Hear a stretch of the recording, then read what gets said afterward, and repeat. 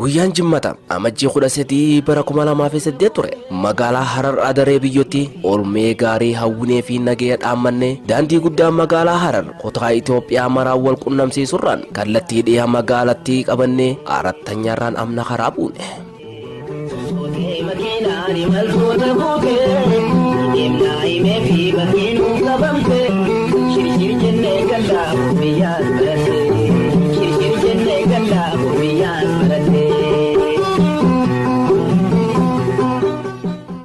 Arra soranni qalbii abna karaa bu'e kun galaalchitootaa fi qopheessitoota sorata qalbiitiin hangafe piikaappii gaabbiinaa teenyaataan duuba jirtu bakka takkaa nama 4 taanee gaabbiinaa fuulduraatiin ammoo ogeessa kaameeraa keenyaan kan kallattii bitaa fi mirgaattiin gaabbiinaa konkolaataa keenyaatiin mataa alabbaafatee suuraa fuudhuuf gadi lakkifneeti jirra. Konkolaachisaa keenyaan suuta nuun deema jechaaniiti jirra ammas duubarra ta'aa konkolaachisaa fi ogeessa kaameeraa fuula dura keenya jiraniin bakka takkaa 4 taanee koflaa fi goofataan hadhaa dhiyyaa godhaati bashaqitti godhaati jirra. Koflaa fi tapha garagaraa tanaa fi tana jidduu osoo ol keessummeessinu hangalee puujaatti keellaa hammarreessaa kan laga shaayisan geenyeeti jirra. Bakka kanatti ammoo konkolaattonni kallattii nuti imalaa jirurraa dhufan poolisoota keellaa kana to'atanis takatta'amaniiti Harar adaree biyyootti qajeelan.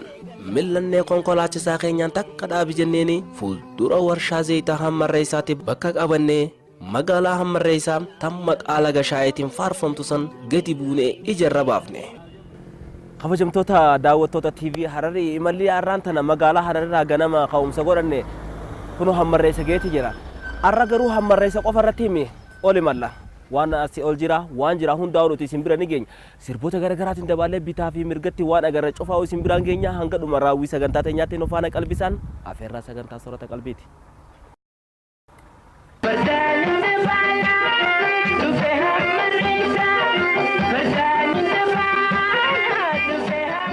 Hangas naa duraa teenya harka bitaatiin ifirraa fuuneem halaala laga gamatti ijaarsa giddugala aadaa fi turizimii haaree ijaaramaa jiru harka addarra keenya eega daawwanneen booda konkolaataa keenya seennee if dura hawwadaa itti qalbifne.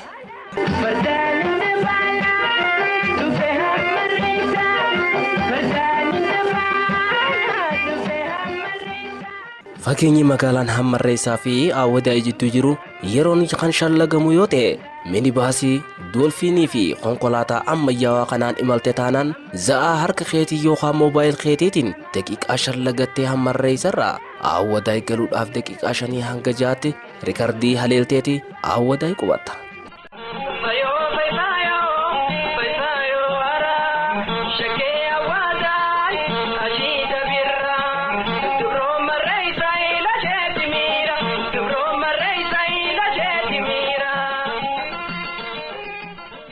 Hammarreessa yoo dabartu hawwadaa seenuun duratti gandoota waleen bocaamu keessa eega qaxxaamurteen booda seenaa magaalaa hawwadaa irratti gandi bilee isin simatee akkasitti hawwadaa seentan jechuudha.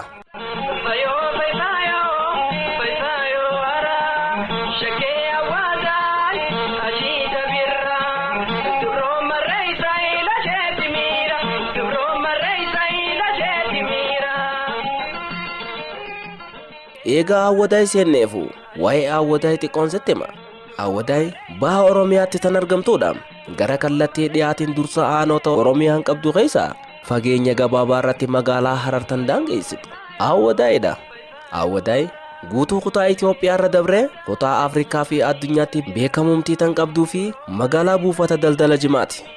Awwadai waylele kootu lele waya awwadai Jimaana bumismaaruma gabbarri kaalawee barchaan dubraakuma hiyyeessi waan fuudhu teenya tumbaasuma abadnuma fuudha hiyyeessinii zoree boruutu jaaruma. Magaalaa tokkotaa biyyattii keessatti argaman keessaa haala daldala hojii ho'aa sa'aatii 24 gaggeessan keessaa Awwadai isii hangamaa fi yeroo mara yeroo barbaaddetti hawaasa daldalan kan Jimaan asii fi achi fiigan gooho magaalaa waliin dabaalamee daandii kanarratti dhiibbatan yoo garte ajaa'ibuun qabdu kuna mala isiiti qa. Awwadai yeroo hojiidhaatti sin filattu yeroo mara ho'ituudha bona gannaa afraasa hin beeytu yeroo mara baddeessa Jimaan si hin tolaku gurraachomee magariiseeti leellisa bitamee gurguramee doolaara sharafaas argamsiisa kan qamee gammadee mirqaansiseeti qalbis gammachiisa kan kannee kan fuudhee kan bitee gurguree wal qunnamsiisa kanaaf Awwadai kan fagoo kan dhiyoo halaalaa wal fidee asitti nu daawwachiisa.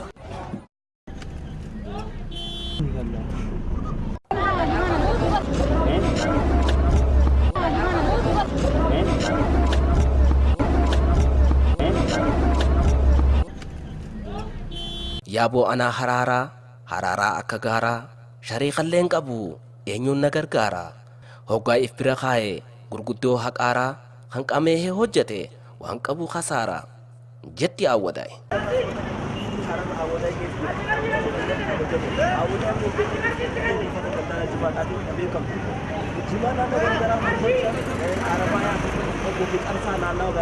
Video buufata Jimaa Awwadai ayyaana nuti sababa sanatti dhaafamtee Awwadai kan ittiin beekamtu naannoo tapha qabateen hanga biyya alaatti Somaalilaand irratti Jimaan isiidha kan imalaa ta'aa jiru.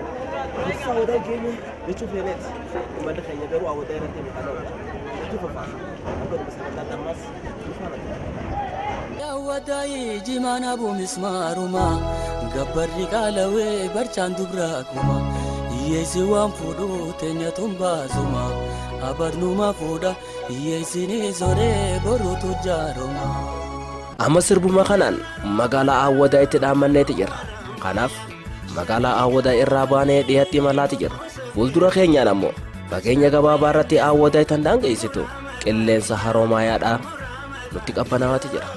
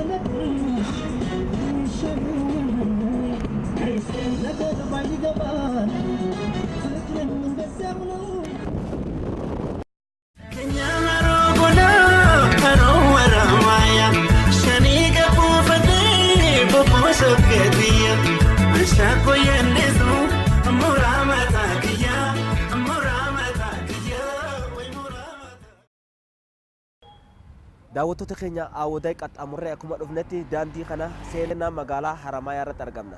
Seenaa magaalaa Haramayaa kanarratti daandiin konkolaataa magaalaa Hararraa gara Haramayaatti qaxxaamuru kun Haramayaa irratti bakka lamatti addaan beete kan mul'atu. Na duubaan akkuma agartanitti afaan lama godhateeti gaa. Kallattii kanaan Haramayaa Yuunivarsiitiidha kan nama imalteessu. Haramayaa Yuunivarsiitiin magaalaa Haramayaa irraa kiiloomeetirii 5 irratti argamuu isiitis duuba kiyyaan barreeffamni mul'atu irraa hubachuu dandeenyeeti jirra. Kuni ammoo kallattiidhaan gara magaalaa Finfinnee fi Dirree Dhawaatti kan addaan bee nu imalteessu ta'a. Nuti ammoo daandii kana qabanneeti kan imalu. Bakka geenyutti waliin geenya. Nu faana tura.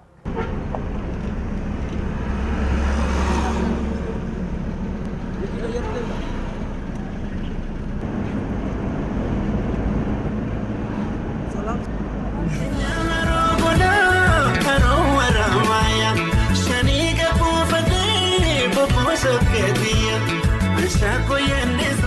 damee daandii konkolaataa magaalaa Haramayaatti imaluu qabannee nuti amna teenya magaalaa Haramayaa keessa sirboota Haramayaa fi haroo Haramayaatiif sirbamaniin raafamaa deemsa keenyatti jenne. Magaalaa Haramayaa seenuu maaliyaatu haroo Haramayaatti talatu argitu hara shaanta koobicha fembiira jirtu.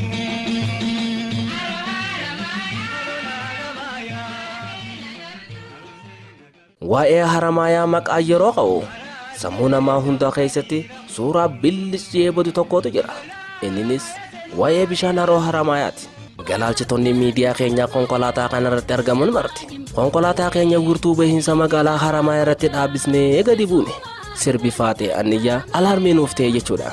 Bakka itti imalaa jirru sanirraa xiqqoo akka dhaabbannu nu taasisee waan jiruuf galatoomsachaa faatee anniyyaatiif umrii dachaa kadhachaati gadi buune. Naannoo teessuma lafa wirtuu Haramayaa tanarraa gamatti bal'insa lafaa agartuun hin quufne lafa magariisa olirraa kaasnee hanga gadiitti dhiyaa hanga bahaatti agartuu ija teenya irra raabsaati jira. Duuba bal'insi lafa raaree kanaa ammaaf pasantaan guddaan dirree gogaadha. Humaa godhuu hin dandeenye. Yaada keenya gaabbiinaa konkolaataa keenya qollafannee nu hundi wal qabannee miilaan gara lafa bal'aa gogaa kanaatti imalle. Osoo waliin haasofnu waa'ee gogiinsa bishaan kanaa yaadaan gara boodaatti nu deebise. Artistoonni baay'ee waa'ee bishaan haroo Haramayaatiif sirbaniiti weellisanii sagalee isaaniitiif jira. Haloon daawwee deemna shirrii Haramayaa deemnaa doonii yaabbanne waliin bashannanna jechuudhaan bishaan haroon Haramayaa irraa dooniidhaan akka bashannante yoo gaafatte siif himti. Bareechitee haloon.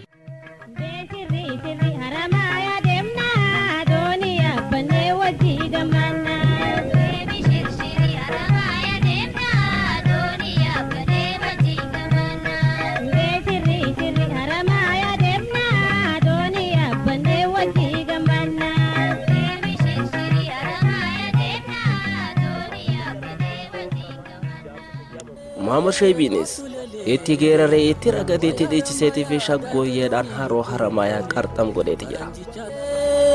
Kootu lelee wayi Haramayaa daayite dooniin lubbuun qabne faranjicha tolchee ka dalagaa hin qabne konkolaataa jechuun nama daaddaa hin qabne furdootiin hambadi kullee jaalatti yaa'an akka adeemaa hin qabne.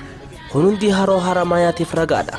Ta'us weellistoonni waan baay'ee ja'anii turanis hammallee gogiinsi haroo Haramayaa hangam takka akka garaa raase ni dubbatama.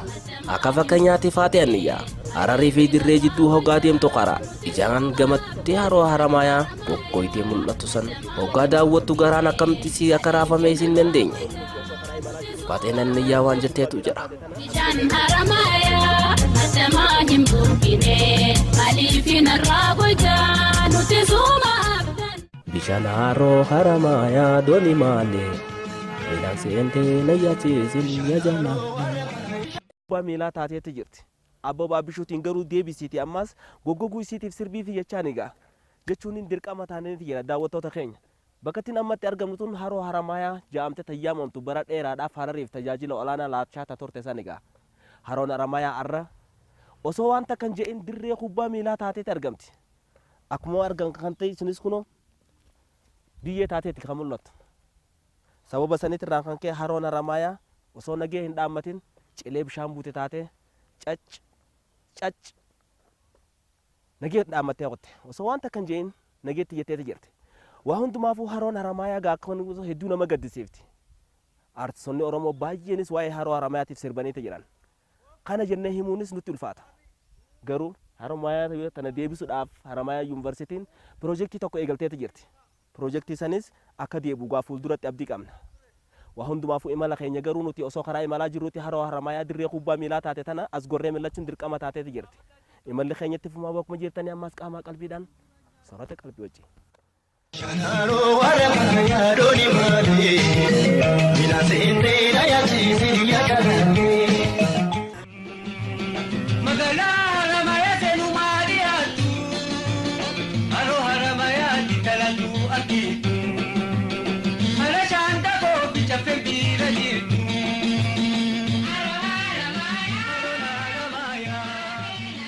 Ammaaf garuu naannawa kanatti kan mul'atu bakka bishaan irraa goge kana hawaasni boolla bishaanii baqeessaniitti motoraan irraa baasaniitti qarqara ooyiroota mana duuba isaanii jiru shunkurtaa fi dinnichaa oomishaa obaasaatti argaman.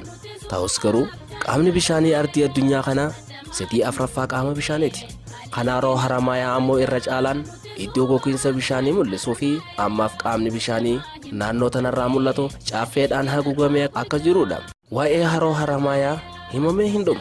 Haroo Haramaayaa tana deebisuudhaaf ammoo Haramaayaa yuunivarsiitiin piroojeektii tokko hojjechaa akka jirtutu dubbatama.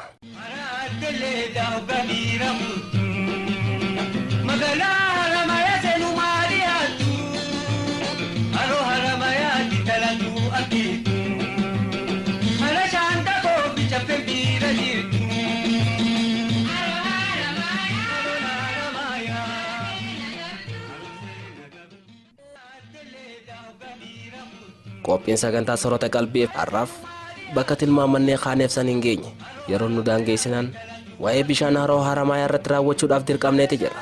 Torbaan yoo rabbi jee bakkumatti dhaabne asirraa kaanetii imala daawwii sorota qalbiitti fufna. Har'aaf asumarratti walii galchina warra torbaanii nu naa jiru